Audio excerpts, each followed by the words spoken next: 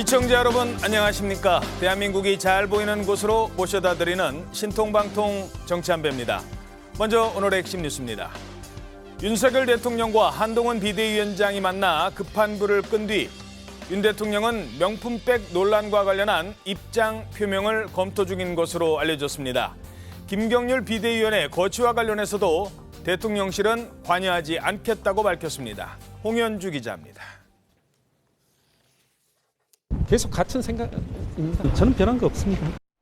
김경률 비대위원이 김건희 여사의 명품백 논란에 대한 사과 입장을 유지하고 있지만 대통령실은 김 비대위원의 거취 문제에 관여하지 않겠다는 입장인 것으로 알려졌습니다.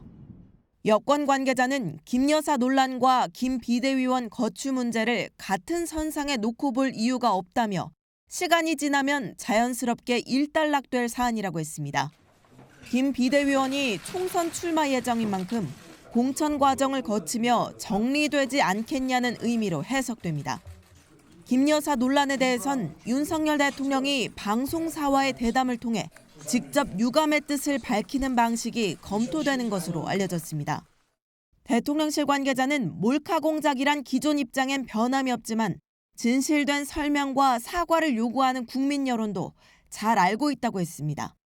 소통이 좀 부족하다고 하는 지적하시는 분들이 많아서 저도 많이 이제 좀 반성하고 더 소통을 하려고 합니다만은 봉합 이후에도 갈등의 불씨가 여전하다는 우려가 여권 내 적지 않은 가운데 대통령실은 여당 지도부를 조만간 초청하는 방안도 고려 중인 것으로 알려졌습니다. TV조선 홍현주입니다. 총선을 앞두고 대통령과 여당 비대위원장이 갈등하는 모습을 보이면서 우려의 목소리가 나왔는데요. 윤 대통령을 만난 한동훈 위원장, 그런데 90도로 인사를 하면서 또 새로운 국면을 맞게 됐죠. 바로 이 장면을 두고 한동훈식 해법 아니냐, 한동훈식 대응 방법 아니냐 이런 해석도 나오고 있습니다. 이 갈등 원인으로 김건희 여사 리스크가 조금 거론이 되는데 관련해서 위원장님 입장 변함이 없을까요? 제 입장은 처음부터 한 번도 변한 적이 없습니다. 제가 사퇴 요구를 거절했기 때문에 구체적인 내용에 대해서는 말씀드리지 않겠습니다. 그러면 총선 때까지 비대위원장으로서 제 역할을 완수하겠다라는 입장에는 변함이 없을까요? 제 임기는 총선 이후까지 이어지는 것으로 알고 있는데요.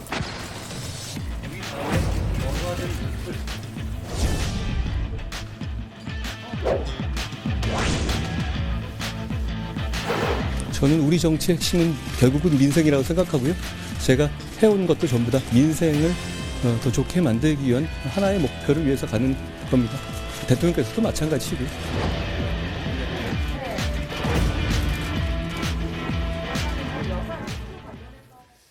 오늘자 중앙일보 6면 분석 기사입니다. 강경하던 한동훈, 대통령 앞에서 깍듯. 아웃복싱, 이 권투에서 말하는 아웃복싱이 화제가 되고 있다는 겁니다. 사퇴 요구를 거부하며 대통령실을 향해서 강공 모드를 보였지만 막상 윤 대통령을 만나서는 폴더 인사를 하는 모습을 두고 아웃복싱 전략이라는 평가가 나오고 있는 겁니다. 아웃복싱이라는 게 일정하게 거리를 유지하다가 정확히 포인트를 올리는 그런 복싱이잖아요. 그러니까 사퇴를 거부하면서 할 말 하는 모습에 윤석열 아바타라는 이른바 그 프레임을 어느 정도 떨쳐냈고 또 그러면서도 공격할 때는 공격을 하면서도 빠질 때는 윤 대통령 만나서 90도로 고개를 숙여서 인사를 한다는 겁니다. 그렇다 보니까 전통적 보수층 입장에서는 그래도 반감은 좀 최소화할 수 있었다라는 평가가 나오고 있는 건데요. 자, 양은경 기자. 한동훈 위원장이 민주당 의원들이랑 싸울 때는 거의 뭐 인파이터였잖아요. 네. 완전히 달라진 건가요, 그러면? 맞습니다. 사실 한동훈 위원장이 정치인으로서 어떻게 보면 국민적 지지도를 단숨에 올린 것은 어떻게 보면은 뭐 저런 그 예의 바른 태도보다는 민주당 의원들과의 정말 거침없는 그런 대립각을 세우는 그런 결기, 파이팅 뭐 그런 모습이 아닐까 싶습니다. 그래서 그 복싱 스타일로 분류를 하자면은 아웃복싱보다는 상대하고 근거리에서 이렇게 맞서 싸우는 인파이터. 치고받고. 또 치고받고 싸우는 예. 인파이팅 스타일이다. 그래서 주로 이제 어떻게 보면은 뭐 철험의 소속 의원들한테 굉장히 이제 그런 모습들을 많이 보였었고요. 특히 뭐 최강욱 전 의원과의 관계에서는 뭐 채널A 사건도 있고 그러니까는 뭐 당신이 내 사건의 가해자다. 뭐 이런 식으로까지 굉장히 좀 뭐 격한 얘기들이 오가고 했었었는데 이제 지금 어제 그저께 같은 경우 서천시장에서의 모습은 그거와는 굉장히 사뭇 다른 모습이다. 그래서 굽힐 때는 굽힐 줄 아는 그런 이제 아웃복서 스타일을 구사하는 것이 아니냐 그런 얘기가 나오는데 저는 뭐 어떤 지금 이 국면의 어떤 수습의 차원도 있겠지만은 또 어떻게 보면 본인의 애티튜드 자체가 그런 측면도 있는 게 아닐까 싶어요. 왜냐하면은 저게 그 윤 대통령에 대해서만 그런 것은 아니고 얼마 전에 화제가 됐었지만은 과거에 그 문재인 대통령 시절에 이제 김정숙 여사 하고 이렇게 앞에서 지나갈 때 이제 김 여사한테도 그렇게 폴더 인사를 하는 그런데 이제 김 여사가 스쳐 지나가는 그런 모습이 이제 뒤늦게 뭐 화제가 된 적이 있었잖아요. 예. 그래서 그런 애티튜드가 어떻게 보면은 상당히 좀 많이 배어 있는 뭐 그런 경우가 아닐까 싶기도 합니다. 예. 사실 보수층에서는 이 예의 바르다 이런 얘기를 많이 따지잖아요. 이 해법 어떻게 보셨습니까? 드라마 이 제목을 차용을 해서 이야기하면 슬기로운 여당 대표의 생활이 아닐까라는 생각이 듭니다. 슬기로운 여당 대표 생활. 앞에 이 두 전직 대표가 있었잖아요. 계셨잖아요. 이준석 전 대표 같은 경우는 말 그대로 인파이팅이잖아요. 예. 어떻게 됐습니까? 내부 총질을 하는 당 대표 결국 쫓겨났잖아요. 그리고 지금 김기현 대표는 뭐죠? 거대 앞에만 서면 나는 왜 작아지는가 노래를 떠올릴 수밖에 없는 예. 그런 상황이 되다 보니까 민심보다는 대통령 눈치만 살핀다. 그러면서 결국은 지지율이 하락하면서 이래가지고 총선 치를 수 있겠느냐. 그래서 사실은 김기현 지도부 체제가 무너졌잖아요. 그렇다고 한다면 한동훈 비대위원장 입장에서는 어떻게 해야 될까요? 그러면 인파이팅 할 수도 없고 예. 그렇다고 눈치만 살 필요도 없다고 절묘한 균형점을 잡아야 되는 거죠. 알겠습니다. 잠시만요. 지금 한동훈 위원장이 오늘 아침 비대위 회의를 주재하는데요. 어떤 얘기할지 잠깐만 들어보겠습니다. 더 절실함을 가지고 집중해서 임하기 위해서 비상대책위원회를 이 당사에서 모든 당의 인력이 집중된 당사에서 하기로 결정했다는 말씀을 먼저 드립니다.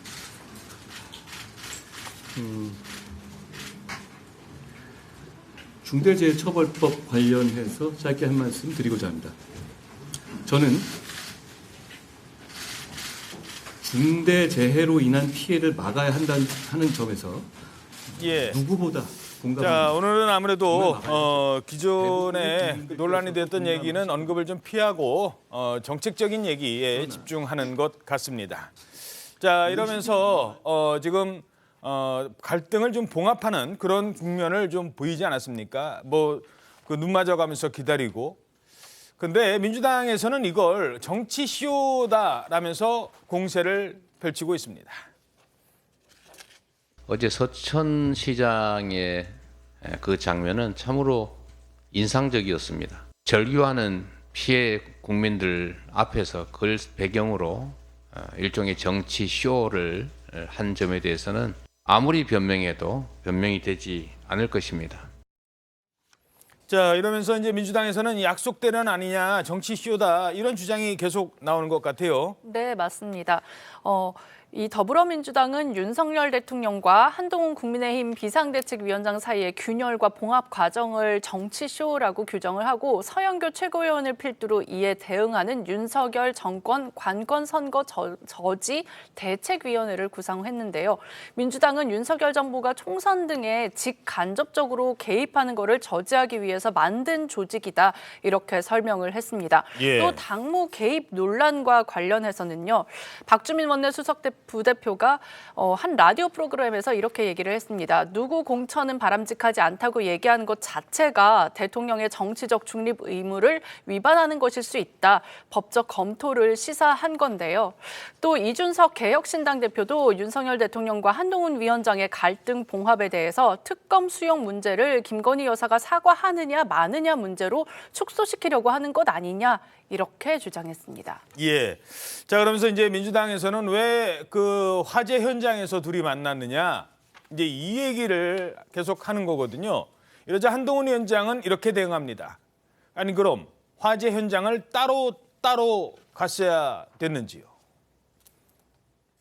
정부와 여당이 신속하게 가서 지원책을 마련하기 위해서 상인들 배웠었고 충분한 지원책을 약속드리고 바로 실행할 계획입니다. 대통령과 여당의 대표가 재난 현장을 둘러보는 것이 잘못된 건가요? 예, 만약에 따로따로 갔으면 어땠을까 하는 생각도 들어요. 같은 장소를 가는데 재난 현장을 갔는데 오전에 가고 오후에 갔다. 그러면 언론에서 뭐라고 했을까요? 아, 진짜 갈등이다. 한 곳을 갔는데 따로따로 얼굴도 안 마주쳤다. 이런 얘기도 나왔을 건 같아요. 자, 어찌됐든 민주당의 정치쇼 주장 어떻게 보십니까? 이제 정치쇼 주장이 두 갈래죠. 하나는 약속 대련 이야기를 하지 않습니까? 이거 이틀 만에 봉합이 된 게 약속 대련이라고 하고 또 그 화재 현장에 같이 간 것이 정치쇼라고 하는데 약속 대련이라는 것은 그 전에는 왜 이렇게 그 윤석열 아바타 아니냐, 왜 수직적 관계냐 이렇게 이야기하다가 대체하는 모습을 보니까 갑자기 약속 대련이라고 해버리는 거예요. 그러니까 그것은 뭐 어떤 상황이 와도 그렇게 정치적으로 해석을 할 거고, 이게 정치 쇼라는 이 상황은 지금 한동훈 비대위원장도 이야기를 했다시피 이게 대통령과 여당 그 대표가 같이 간 거예요. 같이 가서 그 화재 현장을 같이 둘러보면서 바로바로 그 긴급 그 재난 지역으로 선포하는 문제도 그 검토를 하라고 지시를 했잖아요. 이거는 한동훈 그 비대위원장이 그때 한 말이 있지 않습니까? 이 야당은 다수당이지만은 야당의 약속은 실천이 담보가 안 된다. 그런데 여당이 소수당이지만 여당이 하는 것은 약속을 넘어서 실천이 된다는 이야기를 했거든요. 그 차원에서 본다면은 대통령과 집권 여당 그 대표가 저렇게 한 자리에 같은 시간을 맞춰서 간 것은 상당히 효율적인 그 결과를 나올 수 있다고 볼 수가 있는 거죠. 그렇죠. 예, 근데 조금 전에 말씀하셨다시피 따로 갔으면은 갈등 증폭 또 이렇게 또 이야기를 할 겁니다. 예. 자, 한동훈 위원장은 어제는 청년들을 만났는데요. 여기에서는 이런 말을 합니다. 누구한테는 제가 죄송하지만 누구한테는 죄송하지 않습니다. 뭐 민주당의 운동권 세력들은 저에게 운동권 정치인들에게 죄송한 마음을 가져야 한다 이런 얘기를 하는데요. 저는 그분들한테는 죄송한 마음이 전혀 없고요. 그렇지만 지금의 청년 여러분들께는 그런 죄송한 마음이 실제로 매우 큽니다. 이런 상황에서 악전고투하고 계시는 대한민국의 청년들을 돕고 응원하는 정책을 만들고 실천하고 싶습니다. 자, 뭐 싸움의 스타일이 좀 바뀌었다고 합니다만 민주당을 향해서는 저렇게 또 공세적인 인파이터 모습을 계속 보이고 있어요. 네, 그렇습니다. 굽힐 때 굽히고 싸울 때 싸우는 이제 그런 모드를 지금 이어가고 있는데요. 앞서 이제 죄송한 마음을 가져야 된다. 그 얘기가 어떤 맥락에서 나온 거냐면요. 지난 18일 날 이제 임종석 전 비서실장을 한동훈 위원장이 만난 자리가 있었습니다. 예. 그 자리에서 이제 임 전 실장이 뭐라 그러냐면은 그 본인 출세를 위해서 옛날에 그렇게 뭐 고시 공부한, 그러니까 뭐 한동훈 의원은 법조인이잖아요. 그 비슷한 시기에 임 전 실장이 조금 더 앞세대일 수 있는데, 우리 운동할 때 뭐 했냐? 그렇죠. 당신은 운동할 공부만 때, 하지 않았느냐? 네, 쉽게 말해 그 얘기예요. 그렇죠. 20년 출세를 위해서 뭐 공부만 하지 않았냐. 그러니까 앞선 선배들한테 미안한 마음을 가져야 된다. 그런 얘기를 하니까 며칠 뒤에도 거기에 대해서 바로 반박을 했었어요. 그 정도로 이렇게 도덕적 훈계에 내가 들을 일이 없다라고 했는데, 그거에 이어서 어제 같은 경우에도 그 갈등의 봉합 국면이 지나고 난 다음에 저렇게 청년들을 만난 자리에서 그 얘기를 다시 꺼낸 겁니다. 아니, 내가 운동권 정치인들한테는 미안한 마음 가질 일 없다라고 하면서 다만 지금의 청년 세대한테는 미안하다라고 그런 얘기를 한 거죠. 예, 뭐 운동 열심히 했습니다만 계속 제야에 남아서 자신의 영달보다는 민주화를 위해서 또 대한민국을 위해서 열심히 뛰어왔다면 누가 뭐라고 하겠습니까? 하지만 민주화의 과실을 본인들이 다 독차지했기 때문에, 사실상 독차지했기 때문에 그때 뭐 본인들만 운동한 거 아니잖아요. 같이 넥타이 부대들이 있었기 때문에 이 민주화 운동이 성공을 한 겁니다. 근데 그 과실은 본인들이 가져갔기 때문에 그런 비판이 나오는 겁니다. 86에 대해서. 자, 또 앞서 잠깐 보셨는데요. 한동훈 위원장이 입었던 그 점퍼가 있는데 이게 빨간색이거든요. 이 빨간색 점퍼가 다시 화제가 되고 있습니다. 요거 잠반 저희가 선거용으로 만든 건데 한번 입어보시죠. 지금부터 입고 다닙니다. 알겠습니다. 고맙습니다. 진짜 주는 거예요? 나는 공무원이 아니니까 봐도 되는 거 아니에요? 고맙습니다. 고맙습니다. 제가 더 잘하겠습니다. 고맙습니다. 다들 건강하시고요. 4월 10일 날 꼭 이겨봅시다. 네, 고맙습니다. 한동훈 화이팅! 고맙습니다. 네. 대통령과의 갈등 국면이요. 이제 내부 결속에 나서는 건데 빨간색 오늘 기자도 네. 한동훈 우연이긴 하지만 오늘 같은데. 저도 예. 빨간색 옷을 네, 한동훈 위원장이 이날 오전 10시부터 국회 본관과 의원회관 그리고 당사 등을 차례로 방문해서 당직자들을 만났는데요. 한 위원장이 윤재욱 원내대표실을 방문해서 윤 원내대표와 인사를 나누고 당직자들을 격려했습니다. 이 당직자들은 한 위원장에게 뭐 사진을 찍거나 한동훈 이렇게 이름을 연호하기도 했는데요. 그 이후에 이제 앞서 보신 것처럼 한 위원장이 뭐 사진 요청에 셀카를 찍기도 했고요. 의원회관으로 자리를 옮겨서는 당 홍보국을 찾았습니다. 이 홍보국 당직자들이 설을 맞아서 여러 가지 홍보물을 제작을 해서 이제 선물로 줬는데요. 그게 저희가 아까 보신 그 장면이었는데 예. 한 위원장의 캐릭터가 새겨진 그 액자 또 뭐 함께 가면 길이 된다 이런 문구 그 한 위원장이 했던 문구가 새겨진 텀블러와 함께 아까 보신 그 빨간 당 점퍼를 선물을 한 겁니다. 그래서 한 위원장이 그 자리에서 바로 점퍼를 입어보면서 당직자들에게 4월 12일 꼭 이겨봅시다 이렇게 응원을 하고 독려하는 모습이었습니다. 선물을 주니까 저 액자 요거는 제가 뭐 공무원 아니니까 이 정도는 제가 받아가도 될 것 같아요 하고서 또 농담을 했죠. 예, 역시 율사 출신은 율사 출신인 것 같습니다. 자, 이 본질로 돌아와서 결국 한동훈 위원장 당무에 이렇게 복귀를 하면서 김건희 여사 논란에 대해서는 어제 입장으로 가름하고 당분간 따로 얘기를 내놓을 것 같지는 않습니다. 그러면 마지막에 내놨던 입장이 무엇일까요? 다시 들어보시죠. 여사 리스크 관련해서 입장이 변했을 부분. 제 생각은 이미 충분히 말씀드렸습니다. 여사님의 사과 내지는 직접 입장 표명이 필요하다고 보시는지도 궁금합니다. 제가 지금까지 말씀드려온 것에 대해서 제가 더 말씀드리지는 않겠습니다. 아까 말씀해 주시긴 했는데 조금 더 명확히 물어보고 싶은 게 있어서요. 제가 오늘은 국민 걱정 많다고 하셨는데 어떻게 해결하시겠습니다. 자, 당분간은 아마 저런 입장일 것 같습니다. 문제를 더 키우지는 않는다. 자, 그렇다면 어떻게 풀어갈까요? 어떻게 보십니까? 아웃복싱을 계속 하겠죠. 계속 아웃복싱을 합니다. 왜 그러냐면은 이미 아웃복싱을 해도 포인트를 안 올리고 그냥 도망만 다닐 수는 없잖아요. 예. 포인트는 하나 올렸어요. 윤석열 대통령과 각을 세우면서 뭐 아바타 이런 논란에서 벗어났죠. 예. 그리고 본인의 정치를 하고 있다는 것을 확실히 보여줬습니다. 그런데 이거 계속 인파이터로 가면은 역풍을 맞게 되죠. 그것이 일단 빠진 겁니다. 아하. 빠져서 조금 전에 그 말씀하신 그 지금 그런 이야기잖아요. 김건희 여사 문제에 대해서는 이미 내가 다 이야기했다.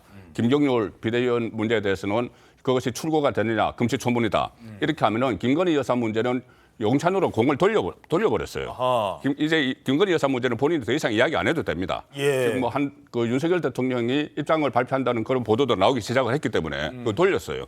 김경률 비대위원을 어떻게 처리할 것이냐인데 이건 자연스럽게 처리가 됩니다. 아웃복싱을 하고 있으면. 왜냐하면은 김경률 비대위원이 지금 출마를 하려고 하지 않습니까? 예. 출마를 하면 비대위원회에서 내려와야 돼요. 주심격인데 심판격인데 선수로 뛰길 수는 없잖아요. 예. 그러니까 비대위원회에서 내려와야 되니까 이것은 자연스럽게 저 한동훈 비대위원장 입장에서는 두 가지 현안이 정리가 되는데 아웃복싱이 이게 상당히 체력 소모가 심하거든요. 예. 인파이트보다 더 심해요. 그렇죠. 계속 그렇죠. 움직여야 되죠. 그래서 지치기 좋은데 안 지치고 끝까지 갈지는 좀 더 지켜봐야 되겠죠. 예. 아웃복싱은 또 이제 스텝이 중요한데 아직까지 스텝은 많이 꼬이지는 않은 것 같은 위기가 살짝은 있었습니다만. 그렇죠. 결정적으로 꼬이지는 않았죠. 예. 알리가 옛날에 유명한 아웃복서였어요. 알리. 무하마드. 나비처럼 날아서 벌처럼 쏜다. 예. 그게 아웃복싱의 전수인데 조금 전에 제가 포인트를 올렸다고 했잖아요. 예. 포인트 올리고 빠진 거죠. 예. 어떻게 풀어가야 될까요? 아니 뭐 지금도 한동훈 위원장 입장에서 영어로 이야기해서 좀 죄송합니다만 wait and see 일단 기다려보자. Wait and see. 예. 일단 지켜보자. 기다려보자는 것이 아닐까요? 지금은 말 그대로 지금 공이 대통령실로 넘어가 있는 거기 때문에 지금 윤 대통령의 시간이에요. 그렇기 때문에 윤 대통령이 이걸 갖다 뭉갠다는 것이 아니라 지금 조만간에 지금 입장 표명을 하겠다는 거 아닙니까? 뭐 예. 신년 기자회견 형태든 어떤 식의 뭐 지금 대담 형태든 이 부분에 대한 이야기를 한다고 하니까 그 상황까지 보고 난 뒤에 그러니까 대통령이 어떤 입장을 할지는 모르지만 지켜보고 난 뒤에 거기에 대한 국민들의 반응을 보겠죠. 반응을 보고 난 뒤에 그래도 부족하다고 한다면 뭔가 추가적인 정치적인 액션을 하지 지금 당장 뭐를 하기에는 너무 말 그대로 아까 말씀하신 대로 인파이팅이 될 수밖에 없는 거잖아요. 예. 그렇다고 해서 완전히 그러면 입장 표명으로 모든 게 끝났다고 생각하지는 않을 거예요. 그 뒤에 민심을 보고 난 뒤에 움직일 거라는 생각이 듭니다. 그렇죠. 자, 지금 두 분이 다 지적하신 것 같습니다만 시간은 이제 윤석열 대통령의 시간이 온 겁니다. 윤석열 대통령에게 공이 왔어요. 그렇다면 윤석열 대통령은 이 문제를 어떻게 풀어갈까요? 오늘자 국민일보 1면입니다. 막다른 김건희 명품백. 윤석열 대통령이 직접 입장 밝힐 듯. 자, 그동안에는 직접이 없었어요. 근데는 구체적으로 직접 어떻게 입장을 밝힐까요? 네, 일단 방금 교수님이 말씀하신 것처럼 그게 뭐 신년 기자회견이 되던 어떤 형태를 하던 입장을 윤석열 대통령이 직접 밝힐 것 같습니다. 김건희 여사의 명품백 가방 논란에 관련해서 직접 국민들에게 설명하는 쪽으로 방향을 잡은 것으로 알려졌는데요. 예. 윤 대통령은 방송사 한 곳, 지금은 KBS가 유력한 걸로 전해집니다만 이렇게 방송사와의 신년 대담 형식으로 김 여사를 둘러싼 논란 등에 대해서 직접 설명을 하고 국민들의 이해를 구하는 방안을 검토 중인 것으로 전해졌습니다.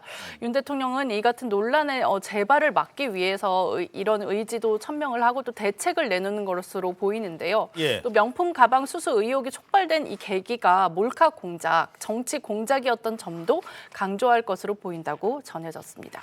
자, 양은경 기자. 결국 이제 방송사와 대담 시간에 이제 뭐 앵커가 질문을 하겠죠. 거기에 대해서 이제 답변을 하는 형식으로 아마 이루어질 것 같은데, 물론 또 이러다 보면 추가 질문은 없어요. 그렇죠? 네. 뭐 보통 이제 기자회견을 하면은 막 기자들이 더 날카롭게 질문을 할 수도 있지만 그거는 없습니다만, 그래도 어떤 그 앵커가 대표적으로 질문을 하는 거에 대해서 답변한다. 지금 이런 형식일 가능성이 높은 거군요. 네, 그렇습니다. 이제 거기에다가 이제 뭐 대통령이 직접 나설 경우에는 뭐 이제 이 문제에 대해서 앞서 사실 대통령의 생각은 이건 공작이다, 뭐 사과할 문제가 아니다. 이제 그게 확고했기 때문에 이제 지금까지 어떤 입장 표명도 하지 않은 것으로 그렇게 알려졌잖아요. 예. 그래서 그런 부분도 이제 설명을 할 것으로 보이고요. 사실 원론적인 의미의 사과라는 것은 뭐 당사자가 직접 나서는 것이죠. 그리고 이제 뭐 명품백을 받은 것도 대통령이 아니라 이제 김건희 여사니까 김건희 여사가 나서는 게 원론적인 의미에서 는 맞다고 생각이 들고, 또 전례가 없는 것도 아니었잖아요. 후보 시절이긴 하지만은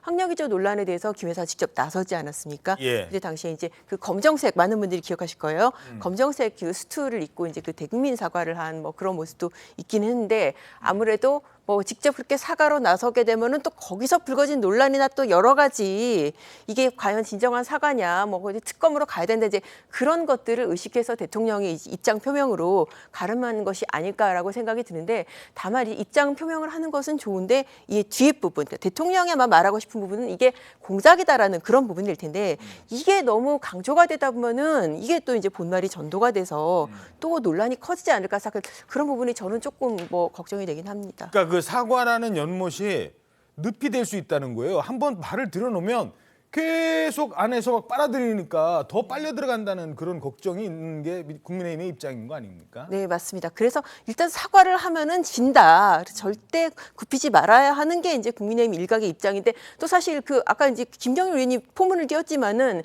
현장에 나서서 이렇게 선거전을 뛰는 의원들 입장에서는 아, 이게 민심이 그게 아니다. 그런 느낌이 들어서 지금 이 사태까지 지금 온 거잖아요. 그렇죠. 특히 수도권 같은 경우. 자, 그렇다면 그 여론조사를 한번 보죠. 이정민 기자. 네. 김건희 여사 논란과 관련해서 의미 있는 여론조사가 있었다고요? 네, 맞습니다. YTN이 엠브레인 퍼블릭에 의뢰해서 지난 21일부터 이틀 동안 전국 성인 1000명을 대상으로 윤석열 대통령이 부인 김건희 여사 관련 문제들에 대해서 직접 입장을 밝혀야 하는지를 물었습니다. 예. 그 결과 69%가 필요하다, 이렇게 답을 한 건데요. 거의 70%가 10명 중에 7명이 필요하다. 네, 거의 70%에 육박하고 반대로 필요하지 않다는 답변은 24%였습니다. 자, 24% 이게 국민의힘 지지율과 비교를 해보면 국민의힘을 지지하는 사람 중에서도 거의 절반 가까이는 필요하다라고 생각을 한다는 겁니다. 자, 결국 입장을 밝힐 것 같아요. 지금 언론 보도도 그렇고. 그런데 자, 입장을 밝혔는데 그 다음은 지금 민주당 주장을 들어보면 이게 단순히 설명하고 끝날 것 같지는 않습니다. 단순한 입장 표명으로 끝날 것 같지는 않다는 겁니다. 국민의 눈높이는 사과로 끝내는 이 봉합쇼 정도가 아닙니다. 범죄를 저질렀으면 수사를 받고 상응하는 처벌을 받아야 됩니다. 한동훈 비대위원장에도 다시 한번 말씀드리겠습니다. 쌍특검에 대해서 찬성 의견을 내십시오. 자, 이러면서 또 특검 얘기 나오는 거예요. 특검 지난번에도 전해드렸습니다만 특검의 수사 대상이요. 뭐 도이치모터스만 하는 게 아니에요. 도이치모터스 하다가 이것도 있네. 이것도 할 수 있고 이것도 있네. 이것도 들여다볼 수 있게 지금 구조가 만들어져 있습니다. 물론 그렇게 갈지 안 갈지는 모르겠습니다만 현재로서는. 자, 이러자 한동훈 위원장 분명히 선을 긋고 나섰습니다. 자, 한동훈 위원장의 얘기 준비되어 있나요? 예. 한동훈 위원장 얘기 어떻게 여기에 대해서 뭐라고 했는지 들어보시죠. 지금 사태에서 김경률 비대위원의 사퇴가 추구 전략이 될 수 있다 이런 주장에 대해 어떻게 보실까요? 저는 그런 얘기를 들은 바가 없습니다. 이해하시기 어려운 부분일까요? 그런 얘기 들은 바 없다는 정도로 하죠. 자, 지금 뭐 여러 가지 얘기가 나오고 있는데 김건희 여사의 어떤 사과 문제도 있고 그다음에 또 하나가 이제 김경률 비대위원 이거에 대한 문제도 있어요. 김경률 비대위원에 대한 문제까지 이거 어떻게 풀어야 될까요? 특히 윤석열 대통령 입장에서 어떻게 풀어야 될까요? 일단 윤석열 대통령이 이 뭐 특정 뭐 방송사와 기자 인터뷰를 하든 뭐 기자회견을 하든 아직 방식은 정해지지 않았지만은 이 문제에 대해서는 아마 이 내용을 상세히 설명을 하고 이 어떤 이것을 몰카 공작이다 이것을 강조를 하는 것보다는 저는 아마 보안책 마련에 중점을 둬서 이야기를 할 것 같아요. 예. 그러면 가령 예를 들어서 제2부속실을 설치를 하겠다. 그리고 또 특별감찰관 제도를 도입을 하겠다.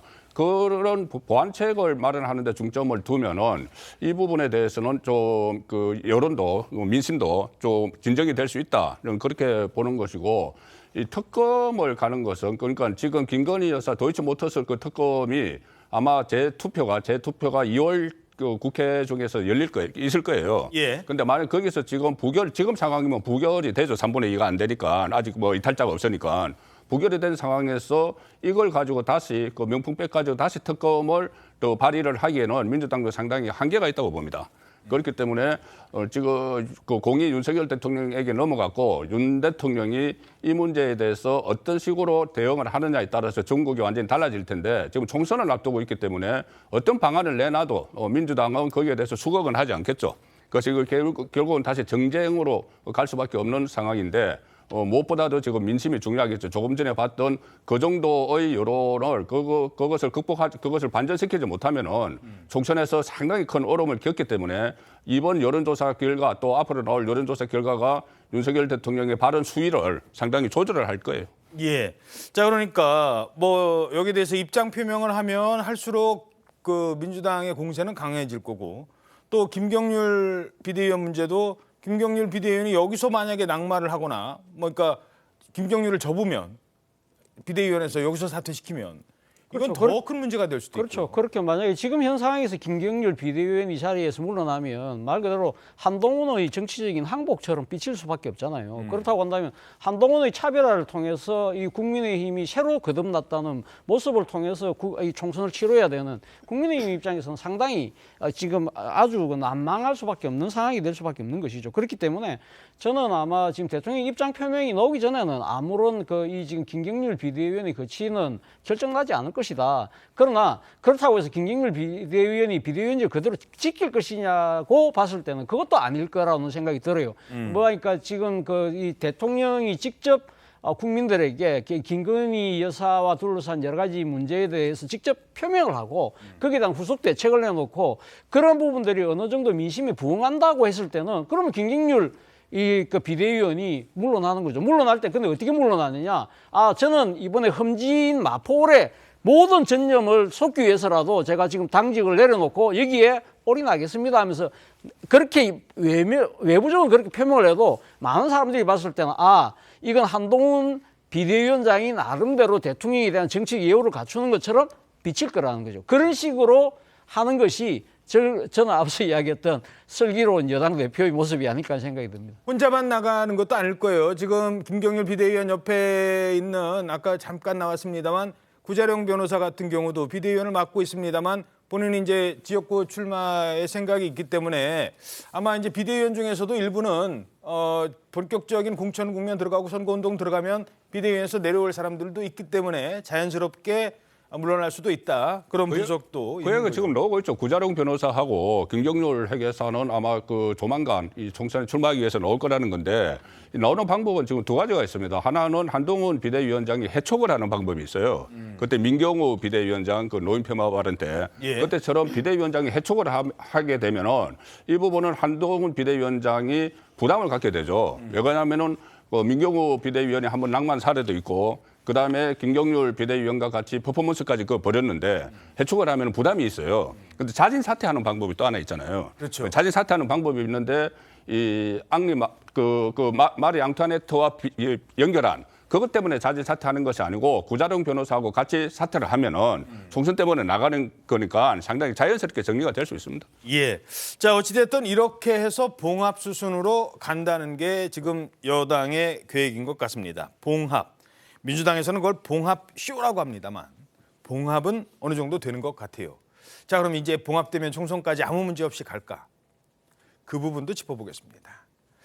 더 민감한 문제가 있을 수 있다는 겁니다. 바로 공천입니다. 공천은요, 의원들 또는 의원이 되고자 하는 사람들 개개인한테는 더 민감한 문제이고 더 큰 문제일 수 있어요. 그래서 이번에 그냥 넘어가도 결국 언젠간 공천 시즌 돼서 터져나올 수 있다라는 분석도 있습니다. 오늘자 서울신문 3면입니다. 자, 봉합 열차에 올랐지만 2차 관문이 있대요. 2차 관문. 바로 공천권. 공천권을 누가 행사하느냐. 물론 시스템 공천이라는 게 있습니다. 물론 유권자들이 판단하고 당원들이 판단해요. 여론조사하고 실제로 그쪽에서 이제 경선 붙어서 이기는 사람이 올라가는 거예요. 하지만 전략 공천이라는 것도 있고요. 공천권은 사실상 정치인들이 피해갈 수 없는 현실적인 힘이기도 합니다. 그걸 둘러싸고 충돌이 있다.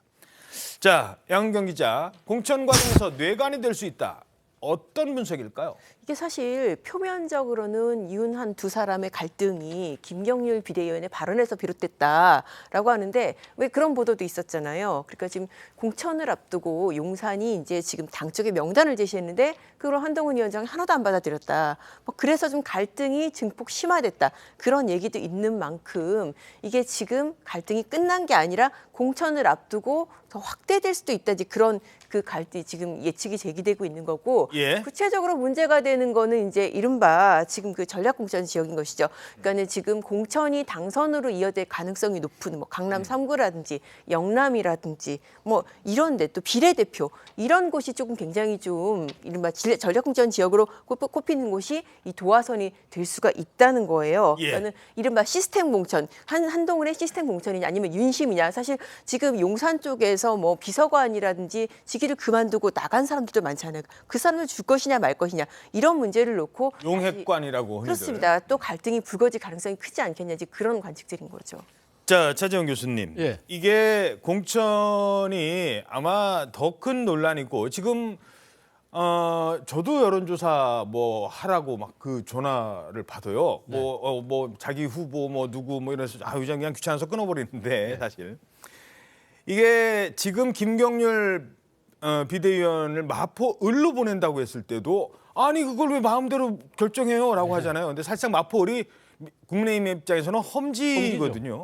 근데 나중에 강남 공천 나오고 TK 공천 나오면 이때는 뭐 훨씬 더 불거질 수 있는 문제 아닙니까? 그래서 바로 이제 시스템 공천이라는 부분을 아마 강조하고 있는 것 같은데요. 아마 제 생각에는 아마 이 소위 말하는 안방으로 일컬어지는 그 앞서 말씀한 강남이나 TK 같은 또 차원을 넓히면 PK 같은 경우도 상당히 그러니까 조금 그 편하게 선거를 치를 수 있는 곳이잖아요. 당의 공천이 사실상 이 지금 뭐 이 금배지를 상징하는 곳이기 때문에 그런 데는 상당히 아마 이 지금 그 당의 입장에서 총선을 치르는 나름대로의 뭐랄까요? 그러니까 당의 철학 이런 부분들이 아마 지향점이 있는 부분들이 분명히 드러날 필요가 있다.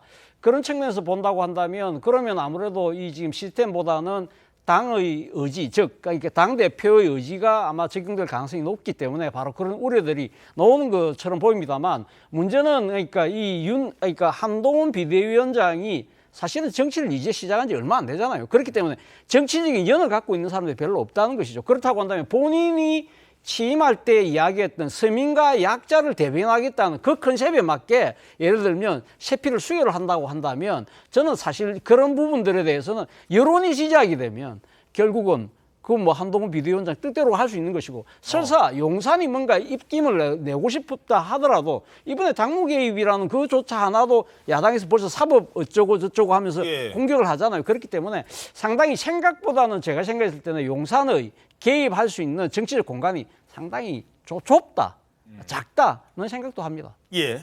근데 좁고 작은데 꼭 용산이 개입해야 될 부분이 하나 있어요. 뭐냐면은 그러니까 그 표면적으로 막 개입한다는 것이 아니고 뒤에서 좀 조율을 해야 될 부분이 용산 참모 출신들이 35명이 지금 출마를 하기 위해서 나갔거든요. 예. 그다음에 장차관이 17명이 나갔어요. 42명인데 42명이 그러니까 윤석열 대통령의 윤심을 얻고 나간 거예요. 본인들은. 그렇게 본인들은 홍보를 하잖아요. 그런데 그중에서 절반 이상이 국민의힘 현역이 있는데 출마를 하려고 해요. 그다음에 40% 정도가 영남에 출마를 하려고 합니다. 그러면 그것을 비대위나 공간위 입장에서 수용을 할 수가 없는 거죠. 그럼 그 과정에서 조정을 해야 되는데 그것이 충돌이 일어날 것이고 그래서 저번에 이철규 의원이 친윤 이철규 의원이 공간위에 들어가니까 윤심을 전파하기 위해서 들어갔다고 이야기를 했잖아요. 그런 주장들이 나왔잖아요. 그런데 한동훈 비대위원장은 천만에 공천은 내고 당은 내가 이끈다. 공천은 나와 정영환 그 공간위원장이 한다. 이렇게 했기 때문에 그것은 벌써 피할 수 없는 충돌이 있을 것을 예고하는 그런 장면이었죠. 예, 알겠습니다. 자, 이번에는 민주당으로 가보도록 하겠습니다. 이재명 대표가요, 최근에 그 논란됐던 발언 있죠. 북한을 그냥 북한이라고 안 하고 우리 북한 이렇게 얘기해서 불거졌던 그 논란을 의식했기 때문일까요? 복귀한 이후 첫 현장 행보에 나선 곳이 바로 군부대였습니다.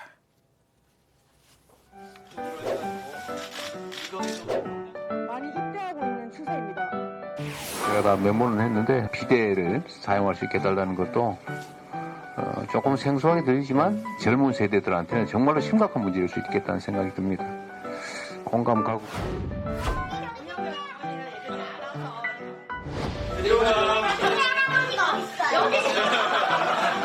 이거 동네입니다.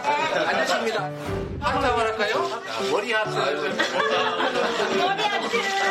얘들아 할아버지 사랑해야지.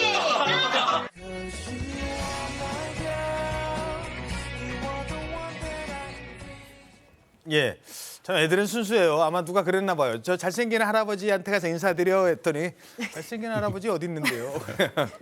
자, 아저씨입니다. 네. 이재명 대표의 해병대 방문. 자, 이건 어떻게 분석하십니까?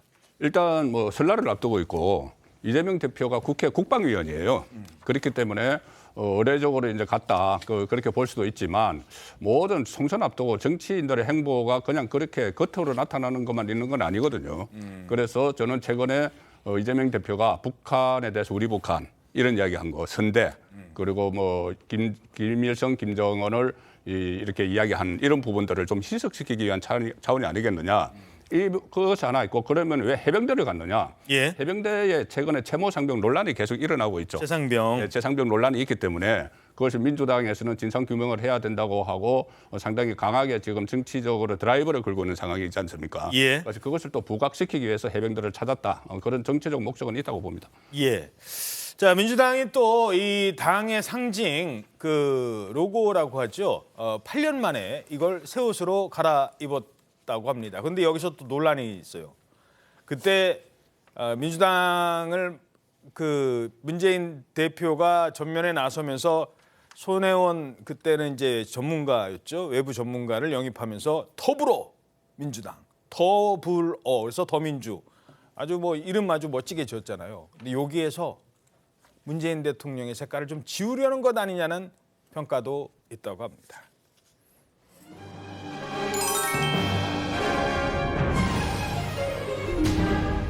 하나, 둘, 셋.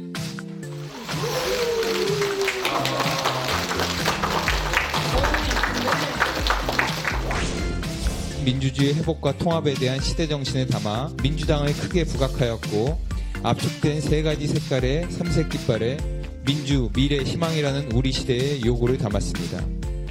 상황이 엄혹하긴 하지만 그래도 우리 선배들이 이루어왔던 성과를 바탕으로 더 이상 민주주의가 희망이 사라지지 않고 퇴행하지 않고 한 발짝이라도 앞으로 나아갈 수 있도록 열심히 노력하겠습니다.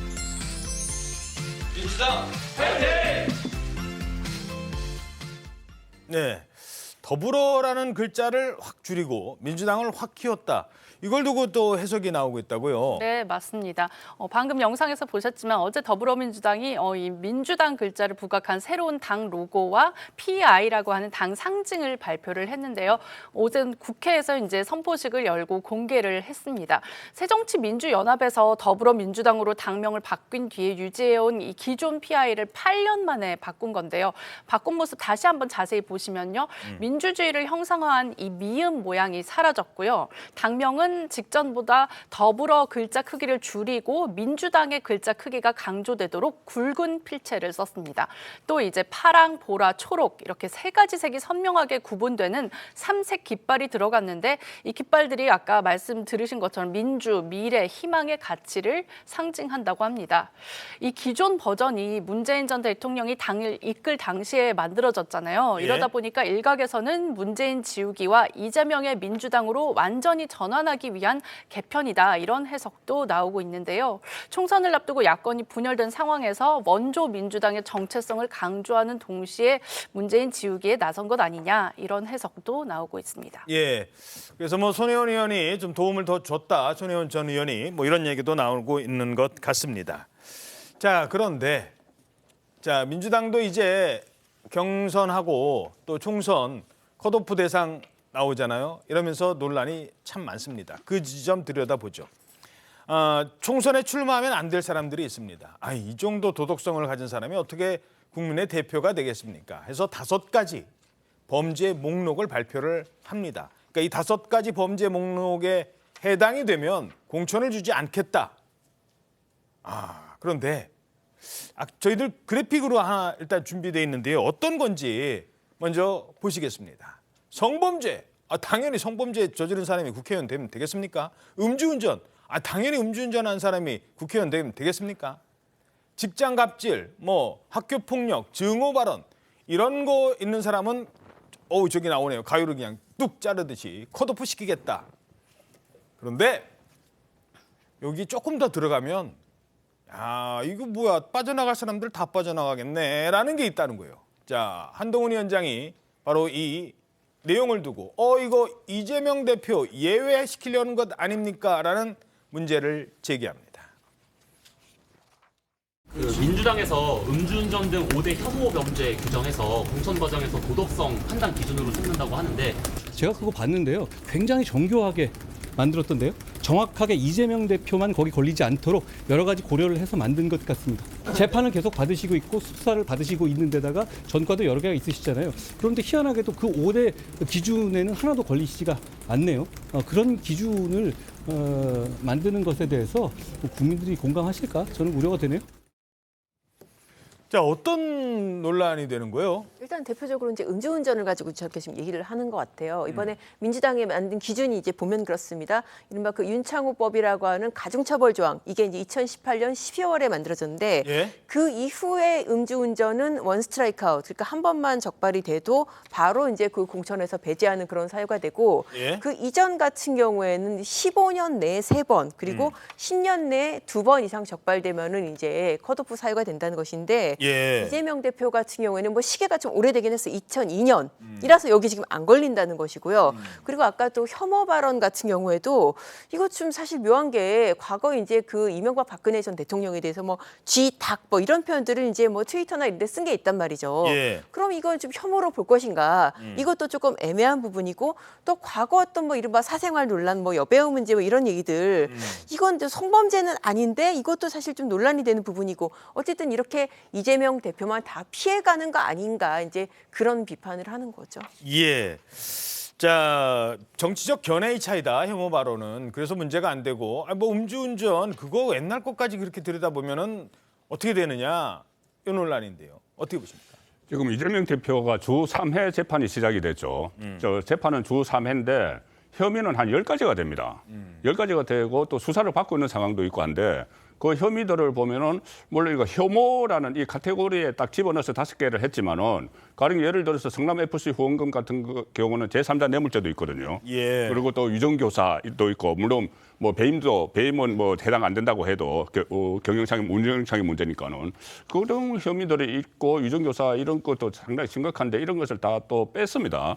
뺐기 때문에 이재명 대표에 대해서 기준을 맞춘 것 아닌가 이재명 만 피하는 그런 것 아닌가 하니까 지금 국민의힘에서는 어떤 이야기가 나오냐면은 그럼 우리는 반대로 이재명 대표가 받고 있는 혐의들 이 혐의들을 배제 대상으로 한다 이런 얘기까지 나오는 상황이에요. 우리는 이재명 대표 같으면은 국민의힘 후보는 못 된다. 절대 못 되는 거죠. 한 몇 가지가 걸리게 되는 거죠. 그래서 저런 것이 너무 정치적인 고려를 해서 했기 때문에 국민이 선택을 할 때는 충분히 그 고려가 될 겁니다. 예. 자, 공천 앞서서 지금 민주당 움직임 중에 하나는 내가 바로 찐명입니다라는 얘기가 나오고 있어요. 찐명 논란. 이것도 짚어보죠. 근데 언제 찐명 얘기를 하느냐? 그전에도 뭐 본인 스스로는 그렇게 얘기하고 다녔는지는 모르겠습니다만 콕 집어서 나 저기 나갈래. 왜? 저기는 반명, 비명이거든. 그러니까 내가 저기 가서 지금 민주당 의원을 날리고 본인이 차지하겠다. 뭐 이런 거예요. 이 논란 짚어보겠습니다. 이재명 대표의 심장을 뺏길 수는 없다는 절박함으로 호소드립니다. 성남시 중원구에서 민주당 후보로 나오겠다는 후보는 민주당의 기본 정체성조차 의심이 됩니다. 민주당의 배신과 분열의 상처를 주면서 민주당의 이름으로 출마하겠다는 상황을 더는 두고 볼 수 없습니다. 국민의힘에 있어도 이상하지 않는 민주당답지 않은 정치인이라는 조롱이 여기저기에서 들립니다. 당대표가 검찰 독재의 칼날에 난도질을 당하는 상황에서 당대표 체포 동의안에 왜 가결표를 던지셨습니까? 저 양의원 형은 이재명 대표와 정치적 생사고락을 함께했습니다. 자, 저게 이른바 기자회견을 하면요. 저 정론관 기자회견은 저 출마하겠습니다. 저 어디에 나가겠습니다. 출마의 변이거든요. 그런데 출마의 변에 국민을 위해서, 지역구를 위해서, 내가 이 지역구를 발전시키기 위해서 내 지역과의 인연을 강조하면서 보통은 그렇게 얘기를 하는데 지금 두 분 다 뭐가 더 강조됐느냐? 이재명 대표를 위해서. 라는 거예요. 이제 그 부분에 대한 논란입니다. 물론 지역구 얘기도 했겠죠. 근데 눈에 띄는 거는 그쪽이라는 겁니다. 그래픽 저희들이 준비되어 있는데요. 자, 이분들 어디 나가려고 했는지 다시 한번 좀 보죠. 일단 선언한 분들이니까 양의원 의원은 지금 양기대 의원이 있는 경기도 광명을 지역을 나간답니다. 비명으로. 그러니까 옛날에는 이미 이제 비명으로 분류됐던 사람들은 당 나갔잖아요. 윤영찬 의원은 남아 있습니다만. 근데 이제 그 다음 그러면 이제 끝날 줄 알았어요. 당내에서 비명계 속출 작업이. 근데 또 아니야. 당신도 보니까 평소에 별로 협조적이지 않았어. 지난번에 가결표 던졌어? 부결표 던졌어. 그럼 그것까지 공개하라면서 공세를 취하고 있거든요. 저는 어떻게 보면 이 상황 자체가요. 민주당의 소위 말하는 승자의 저주가 좀 걸려 있다는 생각이. 승자의 저주. 그러니까 지난 총선 때 사실 180석을 석권을 했잖아요. 그러면서 지역구 같은 경우 수도권은 거의 독식을 했거든요. 그러다 보니까 지금 현역들이 아닌 원외의 입장에서는 어차피 현역하고 부딪힐 수밖에 없어요. 어차피 민주당 의원을. 그러니까 의원들하고 상대를 할 수밖에 없는데 문제는 여기도 또 여의도 문법이 작용한다는 거죠. 예를 들면 현역을 그러니까 원외의 입장, 원외나 신인의 입장에서는 그러니까 뭔가 대직을 하려고 할 때 소위 말하는 대표하고 친한 사람하고 붙어봐갖고는 승산이 별로 없잖아요. 아무래도 좀 약해 보이는 그러니까 소위 비주류 현역을 공격하는 것이 소위 말하는 여의도 문법인데 그럼에도 불구하고 지금 민주당은 더 이 상황이 격화되는 이유는 소위 말하는 강승지층, 이 개딸이라는 사람들의 일종의 비명 현역에 대한 청산, 척결 이런 분위기를 업어타려고 하는 그러한 그러니까 속셈도 상당히 작용하고 있는데 앞서 나왔던 윤영찬 의원, 양기대 의원 같은 경우는 대표적인 이낙연계 의원으로 우리가 보고 있거든요. 지난번 대선 경선할 때도 사실 그 캠프에 있었고 공교롭게도 그 두 현역 의원이 이낙연 전 대표의 또 언론사 후배이기도 하기 때문에 아무도 약한 고리라고 보는 거죠. 그리고 이 사항에 대해서 이러한 부분에 대해서 그럼 대표가 어느 정도 좀 이렇게 너무 좀 그렇게 하지 말라는 식의 입장 정도 내지는 그런 뉘앙스를 보여야 되는데 침묵하고 있잖아요. 그러니까 묵인하고 있다. 그러면 이건 우리는 그대로 가야 되겠네. 이런 상황이 되는데 문제는 이런 상황이 계속적으로 갈 경우에는 민주당에서 항상 놓는 이야기, 패권 논란이 나올 수밖에 없다는 거죠. 예. 친노, 친문, 친명 패권으로 간다. 그렇다고 한다면 민주당의 앞날이 그렇게 밝지 않다. 그렇다고 한다면 야당에서의 한건 분할이 원래 6대 4였거든요. 주류 6, 비주류 4. 이 정도의 분위기, 그러니까 그 구조는 갖고 갈 필요가 있지 않나 생각이 듭니다. 예. 자, 송권 국장님, 그 아까 지적을 하셨을 때, 국민의힘 지적을 하셨을 때 그런 얘기를 하셨어요. 자, 국민의힘 대통령실 출신들이 한 40여 명이 지금 지역에 내려가서 윤심, 내가 윤의 복심이다 이런 거를 이제 홍보 대상으로 홍보를 한다고 했을 때, 그래도 이제 그분들은 사람들 만나면서 조용히 제가 대통령실에 있지 않습니까? 이 지역 발전은 대통령실 출신이 해야죠. 뭐 이 정도로 한다는 거예요. 근데 그분들이 출마 기자회견하면서 현역 어떤 의원을 콕 집어가지고 만약에 그분이 지금 이렇게 김건희 여사 힘들어하는데 나서는 사람이 없어요. 지금 이렇게 윤석열 대통령 힘들어하는데 나서는 사람이 없어요. 특히 이 국내임 의원 정말 제 역할 못해요. 제가 하겠습니다. 이런 식으로 한다면 얼마나 논란이 될까요? 역으로 생각을 해도. 엄청난 논란이 되는 것이죠. 예. 그런데 국민의힘은 지금은 그렇게 하지 않지만 나중에 또 공천 경쟁이 본격화되면 어떻게 될지 모릅니다. 국민의힘 안에서도. 예. 지금 거의 탐색질 수준이에요. 지금은. 뭐 교통정리도 하고 있는 이 탐색질 수준이라서 그런데 그 민주당에서 일어나는 일까지는 안 되겠죠. 왜 그러냐면 민주당은 지금 특수한 상황이에요. 이재명 당을 만들기 위해서 조금 전에 그 이낙연 전 대표는 나갔죠. 그다음 원칙과 상식 의원들도 지금 나갔지 않습니까? 나근데 남아 있는 그룹이 하나 있어요. 이재명계에서 반드시 쳐내야 될 친문계입니다. 조금 전에 PI 바꾼다고 해서 뭐 문재인 색깔 지우개라는 말이 나왔지 않습니까? 예. 그것을 행동으로 실질적으로 해야 되는 것이 친문 지우개예요. 친문을 그러니까 공천에서 배제시키는 거예요. 그러니까 그 틈새를 지금 이수진 그 의원이나 이원영 의원이 이제 파고들고 있는 거죠. 그런데 문재인 정부 청와대 출신이 19명이 국회로 들어갔습니다. 참모들이 19명이 들어갔어요. 그중에서 지금 윤영찬 의원도 있고 물론 친이낙연계였지만은 그다음에 여러 사람이 있어요. 뭐 윤건영 의원이나 이 고민정 의원이나 그렇죠. 이런 의원들이 19명이 그동안 그 이재명 체제에서 이재명 대표로 방어하기보다는 양산에 있는 문재인 대표, 그러니까 문재인 전 대통령에 대해서 이렇게 뭐 수사가 가면은 같이 기자회견도 하고 막 이랬거든요. 예. 그래서 그 이재명 그 대표 입장에서는 이재명 당을 만들기 위해서는 또 그러니까는 그 퇴출을 시켜야 할 대상이 있는 거예요. 친문 쪽이. 예. 그러니까 이수진 의원이나 이원영 같은 이런 의원들이 계속 이재명의 그 이재명이 주체가 되는 당을 만들겠다. 이것을 이야기하는 거, 그 틈새로 파고드는 거죠. 예, 알겠습니다. 다음은 한동안 조금 잊혀졌던 김남국 의원과 관련된 글이 있어서 소개해드리겠습니다. 이게 논란이 되고 있대요. SNS에 글을 올렸는데 소개팅 하잖아요. 주로 어디서 합니까? 그렇죠. 뭐 좀 근사한 레스토랑. 평소에는 내가 못 가볼 것 같은 곳에서 그래도 하는데 뭐 근처에 뭐 분식집이나 돈가스집 어때요? 뭐 이렇게 얘기하는 분들도 있나 봐요. 그게 논란이 되었었나 봐요. 그런데 김남국 의원의 어떤 글이 논란이 되는 겁니까? 네, 바로 자신의 소개팅 경험 글을 올린 건데요. 가상자산인 코인을 다량 보유하고 또 국회 회의 중에 이 코인 거래 논란으로 더불어민주당을 탈당한 김남국 의원이 예?